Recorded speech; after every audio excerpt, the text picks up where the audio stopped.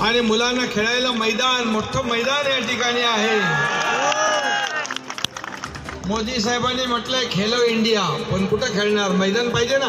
मग आपण इथं मैदान केलेलं आहे आणि म्हणून मोदी साहेबांनी देखील परवाच्या दिवशी नाशिकला नॅशनल यूथ फेस्टिवलला उपस्थिती लावली, कारण तरुणांना देखील प्रोत्साहन देण्याचं काम आदरणीय मोदी साहेब करतायत। आणि म्हणून त्यांची प्रेरणा घेऊन आपण राज्यात देखील जिल्ह्यामध्ये तालुका पातळीवर, गाव पातळीवर जिथं जागा आहे तिथं मुलांना खेळायला मैदान करण्याचा निर्णय आपण घेतलेला आहे।